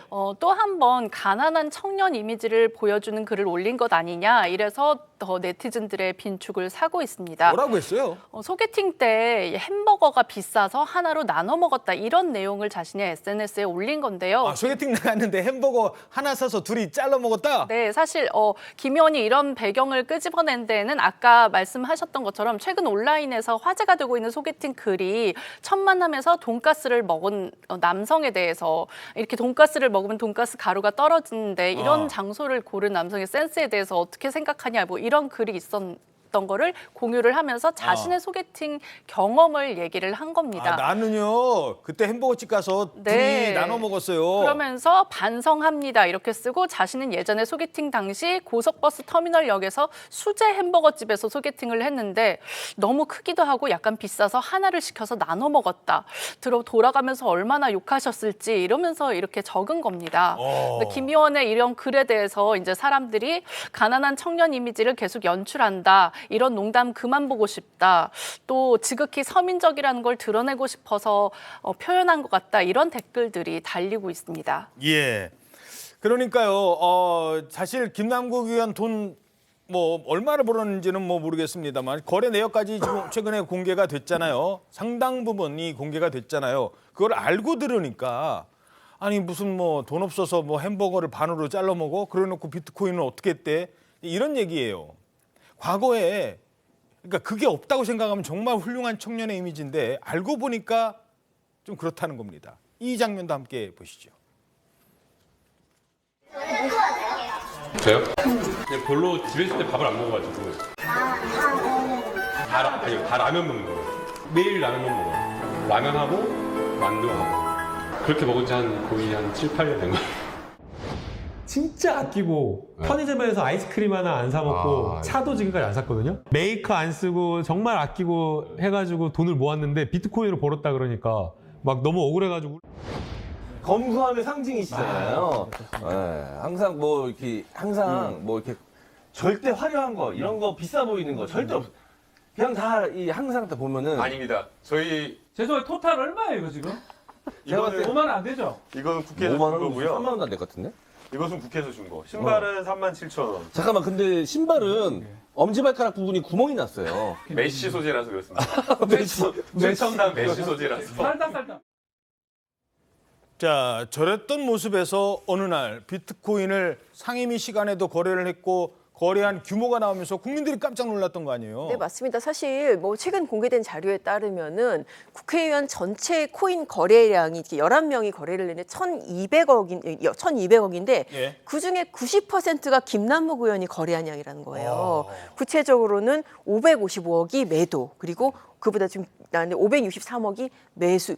이게 500억 그러니까요. 단위예요. 500억이 넘는 금액을 갖다가 매수를 한 그러니까 어마어마한, 물론 이제 지금 보유량하고는 또 별도 문제이긴 한다는 그 정도의 코인 거래를 할 정도로 지금 이 사실이 다 자료로 공개가 됐는데 저 상황에서 그 과거의 짠돌이 청년 이미지를 갖다가 다시 한번 떠올리려고 하는 건 도대체 저 SNS 글을 무슨 생각을 올렸는지 저는 궁금해요. 이른바 요즘 젊은 사람들 말로 어그로를 끌기 위한, 욕을 먹기 위한 글이 아닌가 싶을 정도로 참 의도가 참 의문이긴 합니다. 예, 어떻게 보세요? 글쎄요. 저도 김남국 의원의 정신 세계를 알 수가 없다는 생각이 좀 드는데. 물론 개인적으로 여러 가지 생각을 할 수 있어요. 아니 제가 그 김남국 의원하고 옛날 방송도 많이 하고 나름대로 상당히 근실한 청년으로 저는 알고 있었는데 그래서 최근에 밝혀진 여러 가지 의혹들, 논란들 그런 것들이 또 말씀하신 것처럼 또 그 국민권익위 조사에서도 뒷받침이 됐잖아요. 그렇다고 한다면 일반적이고 보통적인 사람들뿐만 아니라 본인은 또 지금 현직 국회의원이잖아요. 어쨌든 징계하라고 윤리 자문특위에서는 그랬지만 자신의 모당이 민주당에서 그냥 디펜스 쳐줬다고 한다면 사실은 있는 듯 없는 듯 조용히 하면서 나름 자수가는 모습을 보여야 되는데 저런 식으로 계속적으로 언론에 뭔가를 관심을 끌려는 모습들이 한편으로 애처롭기도 하고 한편으로는 상당히 좀 이해가 안 된다. 그래서 제가 아까 방금 그런 표현을 선택된 겁니다. 예, 돈가스 집에서 할 수 있어요. 그럼요. 사실 그런 청년들 많습니다. 돈 없는데 괜히 있는 척하고 나 성실하게 살 거야. 뭐가 어때서 세상을 향해서 당당하게 떳떳하게 사는 사람들 많아요. 햄버거집 가서요 나눠 먹을 수 있어요. 얼마나 멋있습니까? 그런데 그런 청년의 이미지를 비트코인으로 몇백억씩 거래한 사람이 사실 저도 구멍난 37,000원짜리 운동화 신고 다니는 사람이라고 하니까 진짜 37,000원짜리 운동화 신고 다니는 사람, 진짜 햄버거 반 나눠 먹는 청년들이 봤을 때는 어떤 생각이 들겠습니까? 나중에 상당히 이 배신감을 좀 느꼈겠죠. 비트코인 한 것을 보고는. 그리고 심지어 그렇게 본인이 이 빈곤 코스프레를 했을 뿐만 아니라 그것을 전실적으로 이용을 했잖아요. 그때 양말 이야기하고 운동화 이야기하고 그 후원금을 모금을 할 때 뭐 정청래 의원이 옆에서 코치를 했지 않습니까? 한 푼 접수해봐라. 한 푼 접수하고 그다음에 이 여러 가지 뭐 가난 코스프레를 하고 나서 그때 후원금 모금 액수가 1위였어요. 1위였는데 그때도 또 뭐 그렇게 워낙 돈이 없으니까는 후원금 모금 액수 1위 그래 괜찮다 했는데 나중에 비트코인 논란이 터지면서 거기 또 배신감을 느꼈죠. 그런데 이번에 왜 또 다시 이거 햄버거 이야기를 들고 나느냐? 조금 전에 이야기했던 그 누적 코인 거래 액수가 1,200억이다. 이게 또 막 보도가 되고 화제가 되니까 본인이 그전에 그 이야기를 했어요. 그건 다 누적된 거지. 실제로 거래한 거는 그렇게 안 된다. 이익 본 거는 몇 억밖에 안 된다는 이야기를 했지 않습니까? 그걸 또 다시 한번 그 강조를 하기 위해서 햄버거 이야기를 또 꺼낸 것 같아요. 예, 알겠습니다. 자, 다음은 제3지대 신당 얘기입니다. 이제 막 양쪽이 두 군데는 지금 연합을 할 것 같아요. 하나는 했습니다, 어제. 조선일보 사면입니다. 이준석 양향자 개혁신당 창당, 제3시대 통합 논의 본격화. 자, 두 사람 넥타이가 주황색이고 안에 블라우스가 주황색 계열이에요. 나란히 저렇게 서 있는 모습이 공개가 됐습니다. 자, 그런데 이준석 대표가 매번 그 제3지대 통합 가능성에 대해서 밝히면서도 명확한 대답을 내놓지 않았었는데 제3지대 첫 합당이 이루어진 거예요, 지금. 네, 그렇습니다. 지금 여러 갈래로 나눠 있는 제3지대에서 어떻게 보면 첫 합당인데요. 이게 정치적으로 얼마나 파급력을 가질지는 좀 두고 봐야 될 것 같아요. 사실 뭐 제가 기억하기로도 그렇고 뭐 우리나라에서 의미 있는 정치적으로 의미 있는 제3지대가 과연 있었는지 조금 의문스러운 부분이거든요. 특히나 선거가 가까워지면은 이른바 밴드웨건 효과라고 그래서 어차피 지금 민주당과 국민의힘 쪽으로 양쪽 지지자들이 쏠릴 가능성, 왜냐하면 사표 방지를 위해서 그럴 가능성이 상당히 크고 이왕이면 영화도 큰 극장 가서 보는 것처럼. 맞습니다. 네. 그러니까 그럴 지금 양쪽으로 쏠릴 그럴 가능성에다가 지금 나오고 있는 제3지대 인사들이 원래부터 다른 가치를 내세우면서 나온 사람들이 아니라 뭐 양향자 의원 같은 경우에는 민주당에서 사실 영입 인재였잖아요. 그리고 뭐 이준석 뭐 전 대표 뭐 국민의힘에서 전 당대표까지 했다가 뭐 징계 문제나 이런 걸로 지금 뭐 탈당을 해서 독자적인 세력화를 한 상황이어서 이게 뭐 의미 있는 어떤 정치적인 그 비중을 차지할지는 좀 두고 봐야 될 것 같습니다. 예. 자, 그리고 또 한 사람. 바로 이낙연 전 대표죠. 그동안 총선 출마 안 한다고 했었잖아요. 그런데 지금 이준석 전 대표는 출마하셔야죠. 왜 가만히 계십니까? 뭐 인천 계양을도 있고 여러 군데 얘기가 나오니까 입장이 좀 바뀐 것 같아요. 근데 어디냐? 아무래도 광주 쪽인 것 같다고 합니다. 정치인이 국민 앞에서 한 말을 쉽게 바꾸는 건 바람직하지 않습니다. 그런 터에 꽤 많은 동지들이 여기저기 출마하라는 말씀을 하고 계십니다.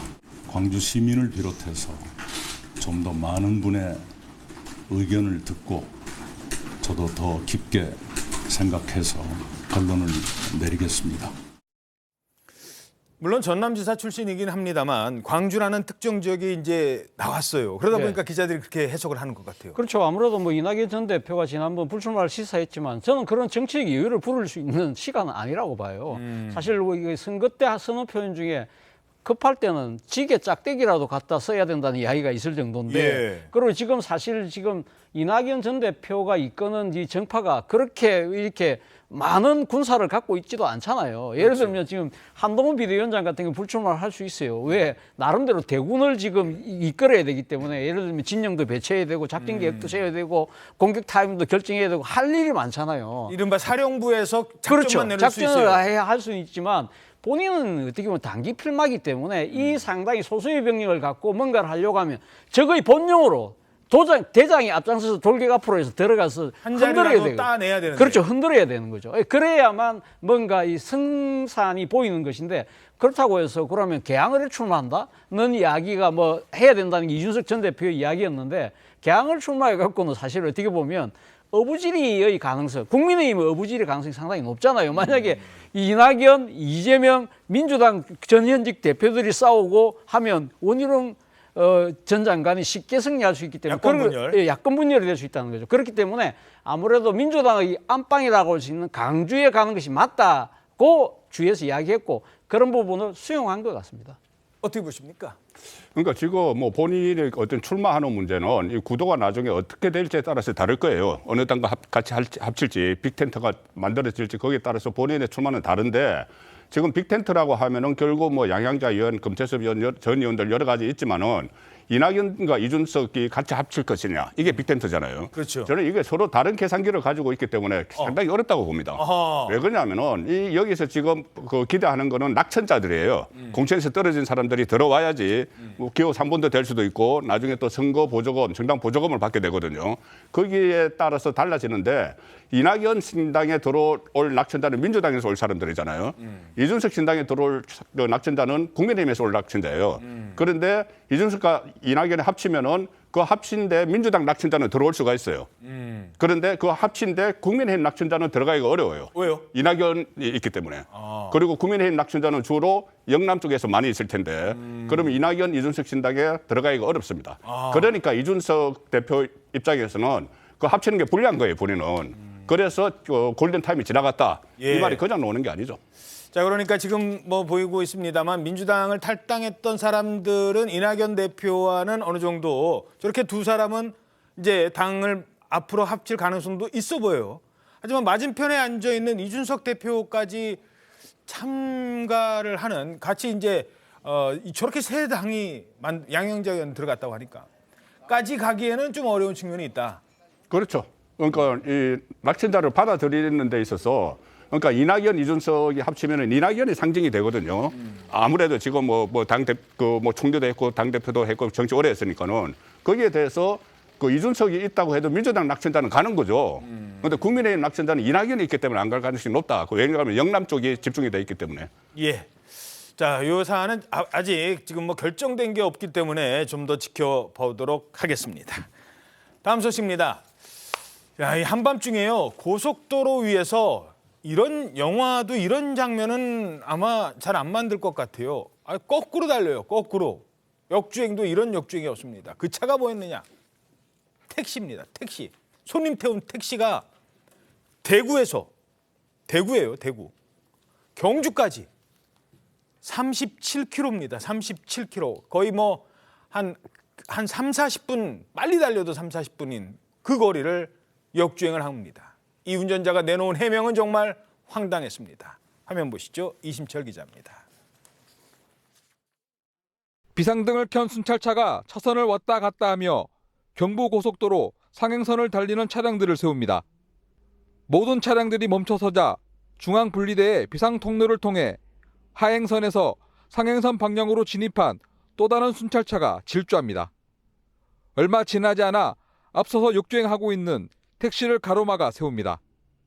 택시의 아찔한 역주행이 끝나는 순간입니다. 8, 90km 갔죠. 잘못된 방향으로 가고 있다. 네. 그래 이야기하는데도 이 길이 맞다. 손님을 태운 이 택시의 목적지는 영천이었습니다. 하지만 경산 IC에서 대구 방향으로 잘못 진입하자 동대구 IC 인근에서 유턴해 역주행을 시작했습니다. 그렇게 반대 차선으로 달린 거리는 경주 터널까지 37km에 이릅니다. 지나는 차량 운전자들의 신고를 받고 출동한 경찰은 탱크로리 운전자 등 시민들과 함께 택시를 막아 세웠습니다. 고속도로 역주행은 22분가량 이어졌지만 다행히 사고는 일어나지 않았습니다. 60대 택시기사는 새벽이라 차가 적어 역주행했다고 진술한 것으로 알려졌습니다. TV조선 이심철입니다. 새벽이라 괜찮다고 생각했답니다. 차 별로 없어서. 새벽에 얼마나 많은 차들이 빨리 달립니까? 아니, 다른 것도 아니고 택시가 37km를 역주행을 했어요. 네, 그것도 고속도로에서 발생한 일입니다. 지난 23일, 그러니까 오전 5시 15분경인데요. 경부고속도로 경산 IC로 진입을 했고 서울 방면으로 달리던 중에 갑자기 이제 대구 인근에서 유턴을 해서 바로 부산 방향으로 역주행을 시작을 했다라는 겁니다. 야. 사실은 20대 승객 2명이 그 택시에 타고 있었는데요. 한 명은 대구 동구에 내려주고 한 명은 또 그 나머지 목적지인 영천으로 가기 위해서 경산 IC를 통해서 이제 고속도로를 진입했다고 알려지고 있는데 승객이 영천으로 가야 되는데 지금 서울 방향으로 가고 있는 것 같다 이렇게 말을 하니까 이게 이제 방향이 잘못됐다는 것을 알고 택시기사가 네. 이렇게 도로를 이렇게 돌아서 가는 게 아니라 그 자리에서 유턴을 해서 이렇게 유턴을 해서 역주행을 오던 길을 시작한 것으로 거꾸로. 파악이 됐고요. 사실 굉장히 위험한 행동인데요. 문제는 이 고속도로 역주행 가는 길이 굉장히 길었잖아요. 37km나 되는 구간이면 한 22분간 달린 겁니다. 중간에 빠져나올 곳도 많이 있어요. 네, 나들목이 두 곳이나 있었기 때문에 이거 우회해서 다시 이제 길을 제대로 진입할 수 있음에도 불구하고 택시 기사는 무시하고 주행을 했습니다. 그러니까 이해가 안 되는 게 80에서 90km의 속도로 중간에 저 IC가 몇 군데 있는데도 그걸 무시하고 그냥 달렸다는 거잖아요. 그렇죠. 그리고 또 새벽 시간대라고 하더라도 이게 고속도로이기 때문에 주행하던 차들이 있었습니다. 그래서 고속도로 순찰대가 일단은 주행하는 차들의 속도를 줄이게 해야 되겠다라고 해서 지그재그로 주행하는 부분 있지 않습니까? 트래픽 브레이크라고 하는데요. 그걸로 일단 주변에 있는 차들을 서행하도록 했고요. 거기에 또 추가로 동원된 게 화물용 트럭들입니다. 이 두 개의 트럭을 이용해서 일단은 반대편 그 차도를 막을 수 있도록 이 1, 2, 3차로를 다 막아서는 채로 하나를 설정을 했고요. 저 택시 한 대 때문에. 맞습니다. 또 다른 탱크롤이 화물 차량 같은 경우에는 혹시 도주를 하거나 할 수 있기 때문에 또 정차를 하고 기다리는 상황이었는데 다행히 인명피해는 없었다고는 하는데요. 이 택시가 멈춰선 게 이 운행을 중지하기 위해서 서 있던 탱크롤이 불과 100m 정도밖에 되지 않았기 때문에 정말 박았으면 아찔한 인명사고로 이어질 수도 있는 그런 상황이었습니다. 아니 저게 무슨 음주운전도 아니에요. 뭐 음주운전이 잘했다는 게 아니라 음주운전도 아니고 마약한 것도 아니에요. 마약이나 음주운전은 이제 제정신이 아니니까. 근데 이분은 손님 태운 멀쩡한 택시란 말이에요. 네, 그것도 대구에서 경주 터널 앞까지 30km가 넘는 그 주행 거리를 보인 것인데요. 말씀하신 것처럼 뭐 음주 상태도 아니고 마약 운전 상태도 아니었습니다. 영업용 택시가 이를 알면서도 역주행했다라는 게 굉장히 놀라운 사실인데요. 이 반대 방향이라는 손님 말에 고속도로에서 그대로 차를 돌렸다고 하는데 택시 안에서 손님이 근데 기사님 이거 역주행인 것 같아요라고까지 이야기를 했다는 겁니다. 어허. 그래서 운전기사의 고의성 여부를 이제 추가적으로 조사할 것이라고 경찰이 밝히고 있는데 도로교통법상 고의로 역주행을 하게 되면요. 100만 원 이하의 벌금이 부과될 수 있습니다. 예. 다만 운전하다가 정말 실수를 몰라서 역주행하는 경우도 종종 발생할 수 있거든요. 그 경우에는 6만 원 이하의 이제 범칙금이기 때문에 고의성 여하에 따라서 이 처벌과 제재 수위가 많이 달라진다라고 해서 이제 고의로 들어갔는지를 조사할 계획이라고 하고요. 특히 큰 사고가 날 것을 이제 방지해 주신 최초 신고자 그리고 이 길을 막아준 대형 화물차 운전기사들에게는 감사장이 수여될 예정이라고 합니다. 그러니까요. 맞은편에 오던 차 만약에 진짜 부딪혔으면 진짜. 자, 이번에는 경찰서에서 발생한 아찔한 사건인데요. 어떤 상황이 있는지 화면 먼저 보시겠습니다. 대전의 한 경찰서입니다. 파출소죠, 사실 지구대. 자, 누가 저 사람이 지금 흉기를 들고 있어요. 흉기를 들고 쭉 들어오더니 목에다가 저 흉기를 갖다 대고 있다는 겁니다. 경찰과 대치를 하고 있어요. 그러더니 경찰관들이 잠깐만요. 가까이 오지 마. 가까이 오지 말라고. 아니, 저 아저씨 잠깐만요. 가까이 오지 말라고. 저게 지금 무슨 상황인 거예요, 지금? 이게 지난해 12월 28일 새벽 2시 15분쯤에 발생한 상황인데요. 50대 남성이 술에 가득 취한 채로 지구대, 대전 중구 서대전 지구대에 난입한 그런 모습입니다. 보시는 것처럼 흉기를 들고 있고요. 이걸 상대를 향한 건 아니지만 본인의 목을 마치 그을 것처럼 그런 행동을 보이면서 매우 흥분한 상태였습니다. 경찰은 이 남성을 일단은 달랬고요. 지금 보시는 것처럼 제압을 하게 됐는데 다행히 제압했네. 제압을 하게 된 데까지는 기지를 발휘했습니다. 일단 시선을 분산시킨 다음에 방검 장갑을 끼고 한 경찰이 접근을 해서 뒤에서 제압을 한 다음에 여러 경찰들이 한꺼번에 넘어뜨린 거였거든요. 그리고 흉기 둔기 바로 빼앗아서 현행범으로 체포했고 다친 사람은 이 과정 중에 없었습니다. 저 뒤에 있던 분이 딱 달려들어서 방검 장갑을 끼고. 아니 근데 저 남성 왜 저러는 거예요? 이 남성이 전날 술에 취해서요 택시 기사와 이제 싸움을 벌였습니다. 근데 이 택시 안에 또 뒷좌석에 손님이 있었는데 이 손님마저 이제 때리는 폭행 혐의가 이제 발견이 돼서 결국 경찰 조사를 받았고요. 근데 그 경찰서에 가서 그 사람, 그 피해자 데리고 와라라고 저렇게 행패를 부린 것입니다. 예? 피해자 데려오지 않으면 너희 죽이고 나도 죽겠다고 이렇게 흉기를 휘둘렀다라고 하는데요. 또 본인의 목에도 이렇게 흉기를 갖다 대면서 마치 협박하듯이 이런 난동을 부린 사건입니다.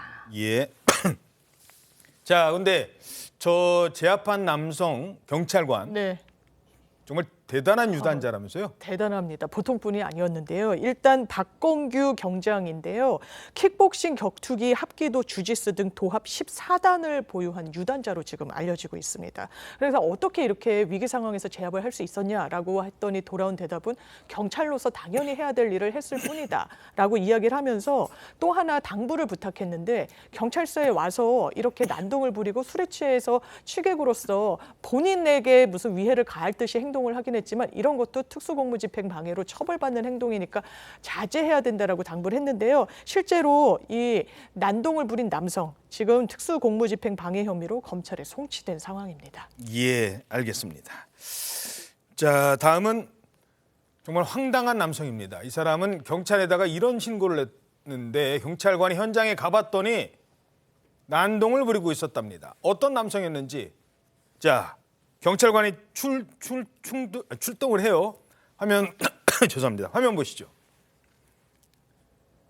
저기 집이에요. 근데 저 남성이 막 집 안에서 경찰관을 밀어뜨리고 저게 무슨 상황이에요 지금? 네, 경찰이 공개한 영상인데요. 지난 5일 오전 10시 52분쯤 경북 영주시의 한 주택에서 발생한 일입니다.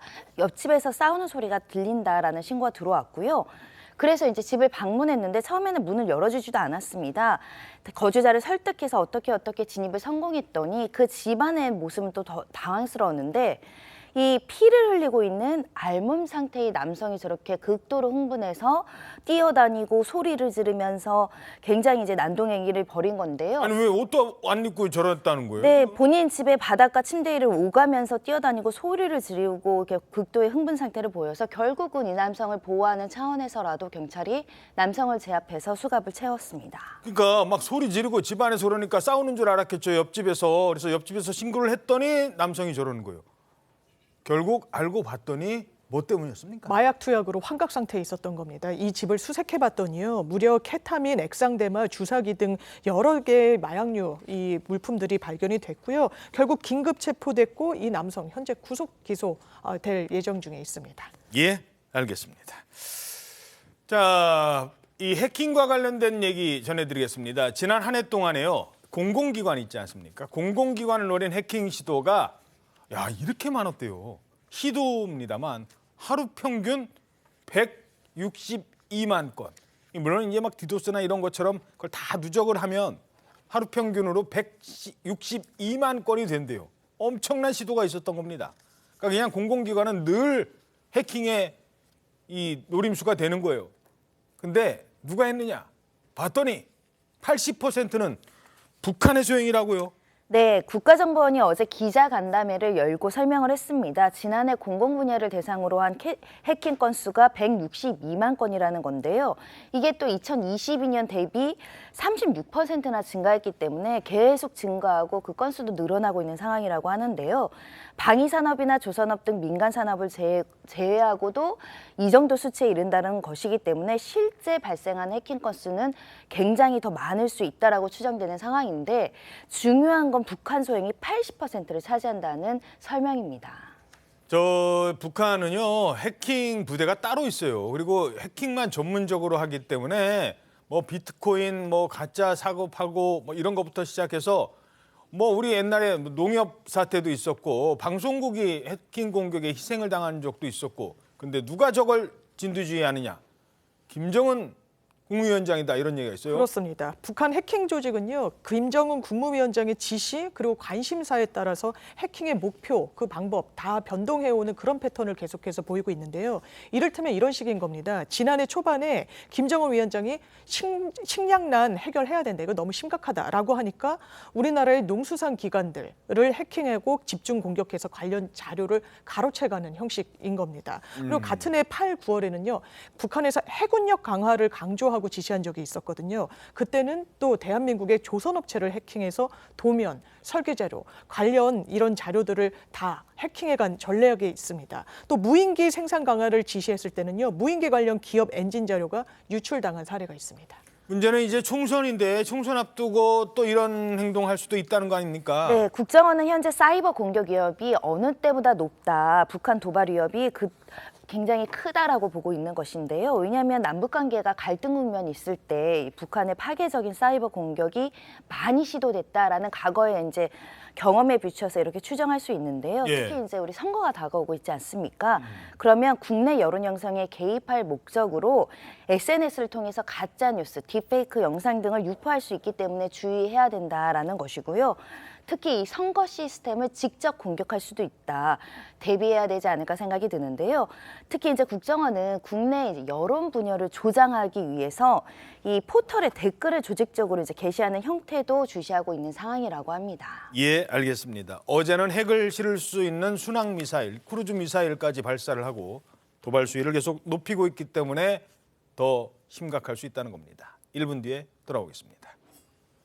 네, 오늘 아침 대한민국 잘 보이셨습니까? 당신의 대한민국 신통방통이 늘 응원하고 있습니다. 여러분 고맙습니다.